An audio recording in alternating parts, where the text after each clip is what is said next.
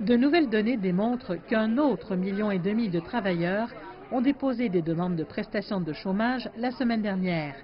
Les licenciements massifs sont devenus monnaie courante depuis que les fermetures pour tenter d'empêcher la propagation du coronavirus ont commencé à la mi-mars.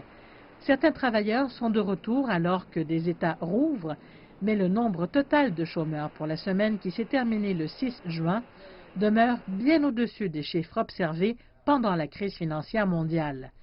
Dans un autre dossier, le candidat démocrate à la présidentielle Joe Biden a annoncé un plan en 8 points pour rouvrir l'économie américaine.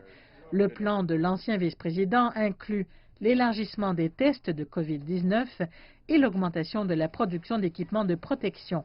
Joe Biden a dénoncé les mesures appliquées par l'administration Trump pour faire face à la pandémie. Nous avons 20 millions de chômeurs, vous le savez tous.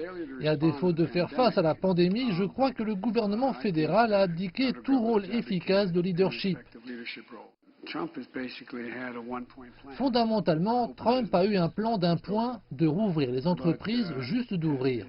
Mais cela ne fait rien pour assurer la sécurité des travailleurs, ni pour aider les entreprises à rester ouvertes.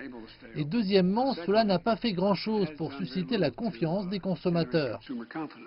Je pense que nous devrions établir, et je vais le créer, mais nous l'appelons un conseil de tests de pandémie, des tests à l'échelle nationale, et accélérer la production et la distribution équitable d'équipements de protection individuelle.